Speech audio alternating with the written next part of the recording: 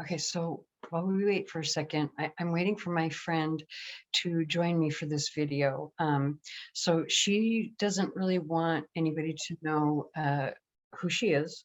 So she's actually going to join us right now.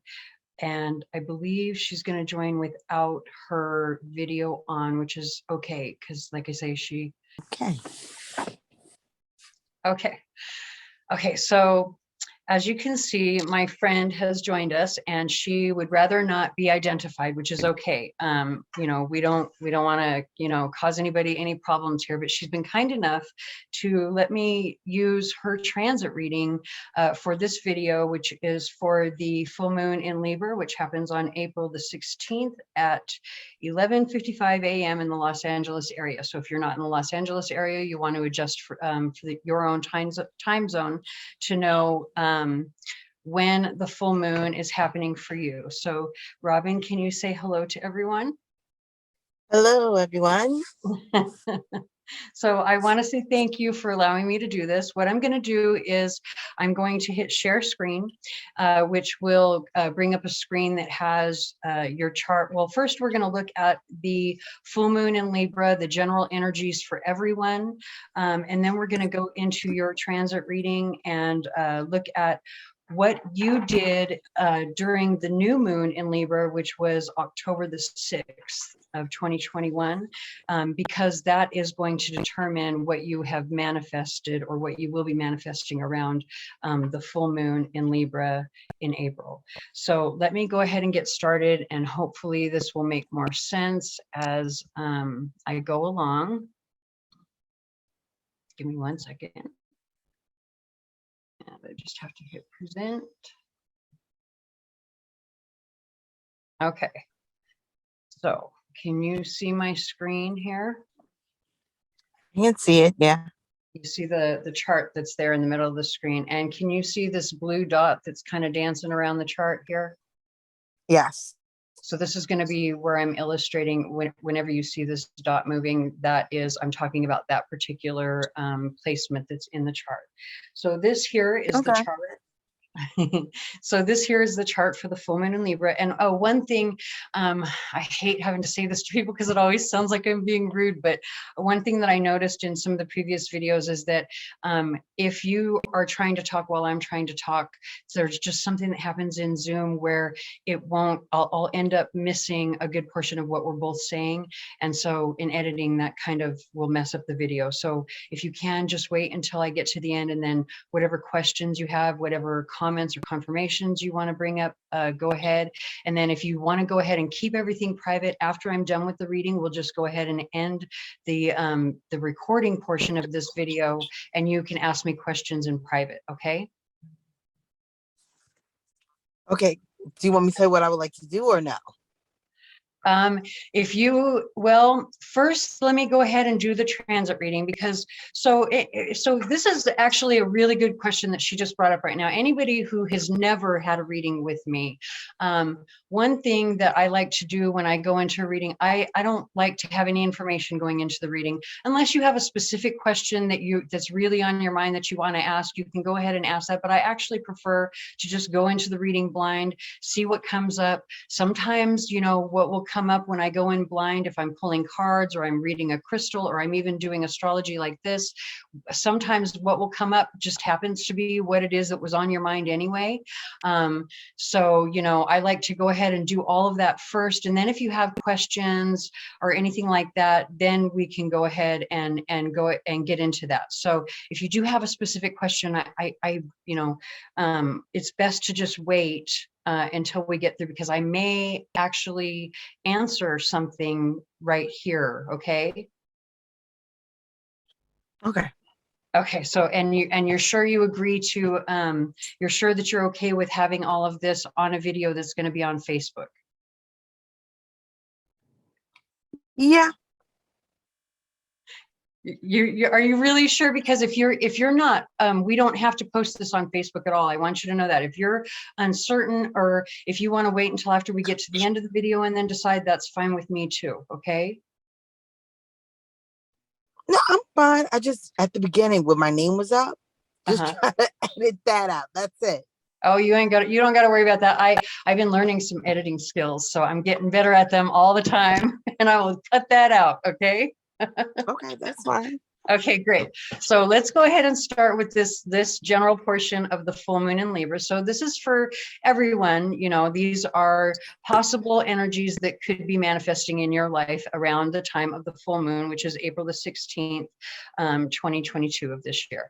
So as you can see here, anytime you have a full moon, that means the sun and the moon are going to be in opposition to each other. So we have the sun here in the 10th house, which means the manifestation or the full moon is coming into the 4th house. And this is the house that deals with security, family. This can be the actual house that you are living in. This can encompass all of the people that are living in that house with you, whether or not they are related to you.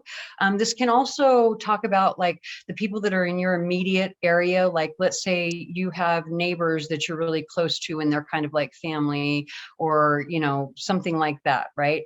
But for most people, this is going to bring a manifestation. This full moon is going to bring a manifestation in some area of their life that has to do with security or family issues, right? And this is, I think, going to bring something that's really positive, that's as a result of all of the hard work that everyone has been putting in up here. And this is a lot of hard work towards healing, because we have Chiron at 13 degrees, which is in conjunction to the midheaven. So, you know, if I was talking about you in particular, the 10th house and the midheaven, this would speak to your public life, your integrity, how others see you, right? This is your reputation. But when you have healing right here, this talks about the healing that you've done, whether this is in your career or this is in, you know, your family, healing the reputation or the relationship that you have with your family, because we have Pluto transiting the 7th house.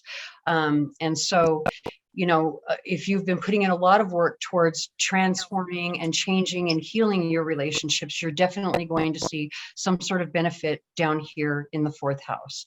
Again, if you've been putting in a lot of work towards your career, trying to, let's say COVID really, you know, knocked you for a loop and you had to find something new that you wanted to do as a career, and you've been putting in all kinds of effort towards it, well, you should be seeing some sort of positive manifestation that I think is going to give a lot of people the opportunity to have some fun, because we have the vertex transiting the 5th house. Some people may even, you know, find out that they end up pregnant at this time. I mean, don't quote me on that, but it's possible. You know, but I think that this full moon is going to bring in some fun or something positive for a lot of people because of the hard work that they put in. And whatever this positive thing is, it's going to have, you know, an effect on your relationships. So let's talk about you in particular, okay? So this first chart right here, this is the chart where I'm looking at what it was that you did at the time of the new moon in Libra, which would have been around October of last year. So you didn't have to do this directly on the day of the new moon, but somewhere around this time, you had, and I remember you and I speaking about this and you telling me you just suddenly had this clarity where you were like, you know what? I know that what I want isn't going to happen. Like, he is not going to give me, he's not willing to give me what it is that I want. And so because of that, I have to put up these boundaries, right? And so here's the thing. The new moon was hitting your 12th house. And something that's very interesting for me that I'm going to actually bring up later, I don't know if you can see that the moon, the sun, and Mars are all sitting at 13 degrees in Libra in your 12th house for this particular reading. That 13 degrees is actually going to come up later. Remember when I told you earlier that I had to add an extra chart to this presentation because I noticed something, and that's the reason that I was late in us being able to film this video. And so that 13 degrees is going to become important again when I bring it up later. But anyway, so when the new moon, and by the way, for those who are students, who are just interested in astrology, interested in learning, you know, how to find the transits in your chart, how to interpret interpret the transits in your chart. Typically, when I do these readings, what I'll do is I would have the transits on the outer ring of a biwheel and the client on the inner ring of the biwheel. But because I was asking a specific question about what it was that she did or said, because you have Mercury here at the time of the new moon, that is actually affecting whatever is going to be happening now in April. Okay, so what I did was I put the transits in the center ring here, and I put Robyn, your placements in the outer ring. So the interesting thing for me about this is kind of twofold, right? So we have what I have listed here as number 1 and number 2. So number 1, this is where your natal south node is coming into conjunction with the new moon. Now, why is that important? So you have all of this energy here in Libra where, you know, you've got Mercury that talks about the need to communicate, right? Communicate something that you want to happen, because you have Mars here. Mars is action that you want to take or that you want someone else to take. And then the new moon is something new that you want to happen that might be healing, because we have Hygeia up here. So the fact that it's coming into conjunction with your south node, this is where you're coming from. This is where you're saying, this is what I want. This is what I need. I'm tired of the way things have been before. It's time for things to change. And because the nodes are always in opposition, you can't have the north node without the south node, right? And so the south node is what was in your focus at the time of the new moon in October of last year, when, like I say, you had the moon come into conjunction with your Uranus here. And this was that sudden clarity of, you know, he's never going to give me what it is that I want. He's just not. He doesn't have the tools. He doesn't have the capacity to give me what it is that I want. And so I have to make changes based on that knowledge alone. I have to move forward and get healthy based on that knowledge alone for myself and my children. Right. And so this is where your natal Hygeia in Cancer comes into play, which is, excuse me, not Hygeia. Sorry, I'm getting ahead of myself. Your natal Lilith in Cancer is coming into play. So this is where I marked over here, number 3. It says your Lilith was instrumental in this process of you speaking up and speaking out for yourself and saying, you know, I've got this realization and I know this is never going to happen. So I've got to make these changes. And then you put in these boundaries, right? And your Lilith was like your strength when it came to this particular moment of time. But moving forward and coming into now, this Lilith placement that you have in your natal chart is actually going to be a problem. So where it helped you back then, this is where I want you to really keep her in check, okay? Because Lilith in a chart, this is where feminine power comes into play, but this is also where, you know, temptation and difficulties, and like, especially having Lilith in Cancer in the 12th house. This particular placement in your natal chart gives you a tendency, and I'm so sorry for this, you know, like, right, it's always love with me, you know, it's always from the heart with me. Like, everything that I say is not meant to hurt in any way, shape, or form. It is meant to help you in the best way that I can, okay? And that means I have to be honest with what I see, okay? And so having this placement of, you know, Lilith in Cancer in the 12th house can make you a little bit emotionally manipulative. And so in the past, where you've done that, you've used the kids and you've said, look, they need this, or they need that, or this has to happen, or whatever the case may be. But, you know, you were using that because what you truly wanted was attention for yourself. You were using the kids as an excuse. And I say that because right up here, we have number 1, we've got 1, 2, 3 spots on this chart here that have me concerned. Okay. So in the past, in the months from between October until now, because remember in October, Lilith was hitting the 10th house, because this is how you were affecting your environment. So your Lilith was hitting the 10th, or excuse me, it was the 9th house. Your Lilith was hitting the 9th house in the transits, which is what put you in your head saying, look, I need to get really serious about what it is that I want want and I need to actually put it into practice, and I can't take any more of this toxicity, right? And so that's what caused you to speak out, because of where it was hitting in the transits. But now we've got you here in the center, and the transits are on the outside. So now it's not about how you are affecting things anymore. This is about how the transits are affecting you. And this is where I'm concerned, because this energy that you typically have may have worked for you in the past, but I don't think it's going to work for you anymore because of this explosive energy down here. Now, sorry, I went ahead when I didn't mean to.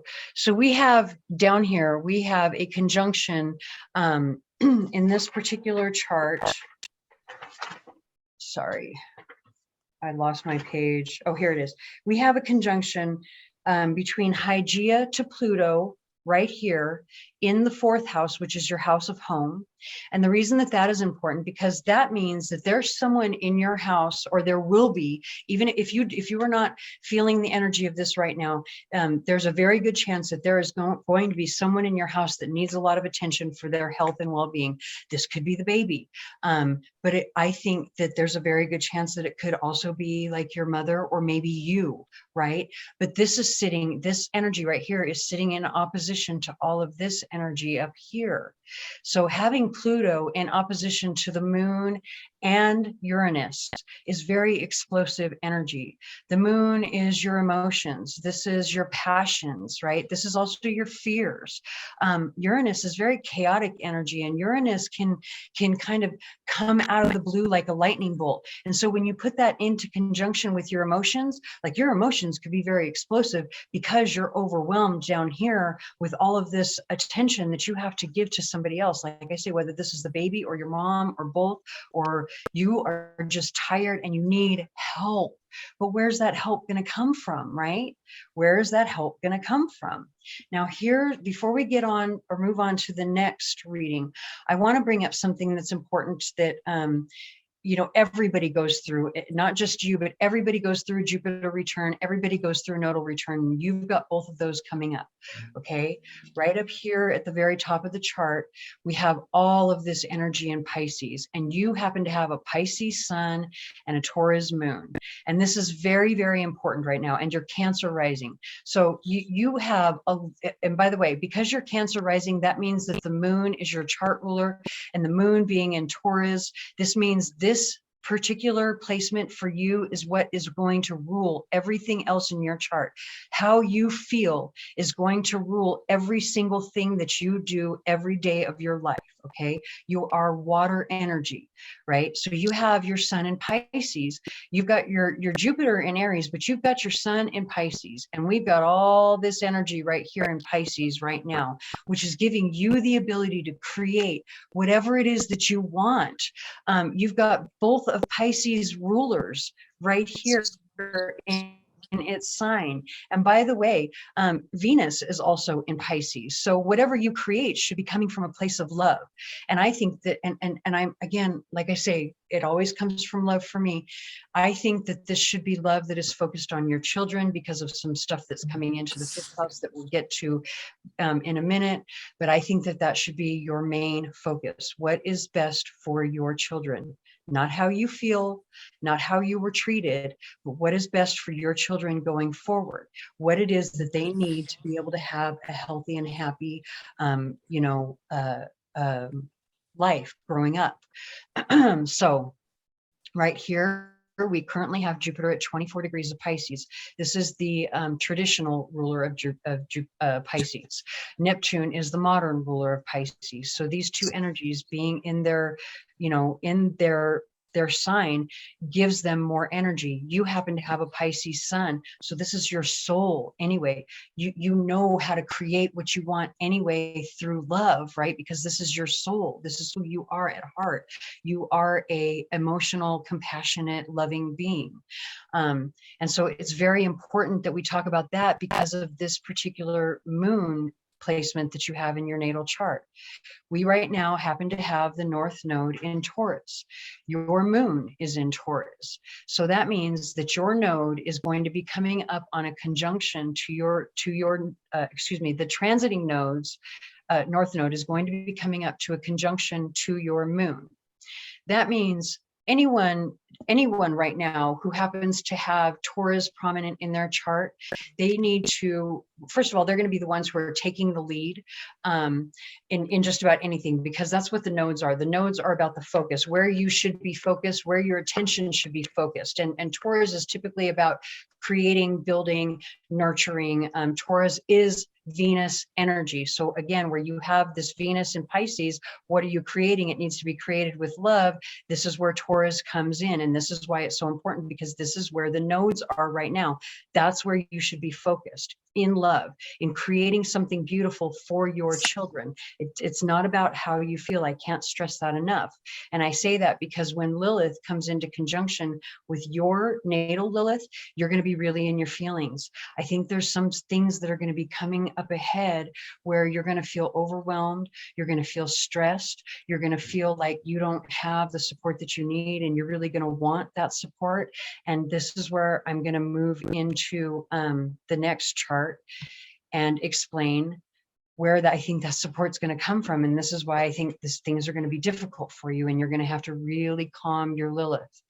So again, having Lilith in the 12th house, and again, when transiting Lilith comes into conjunction with your natal Lilith, this is going to really put you in that space of you're going to get into your head, and you're going to start imagining all of the things and all of the reasons why it could, will, or should go wrong, right? This is the 12th house, is like the house of nightmares. It's one of the houses of ill omen. And so that's why having your Lilith in Cancer in this house is such a very difficult placement.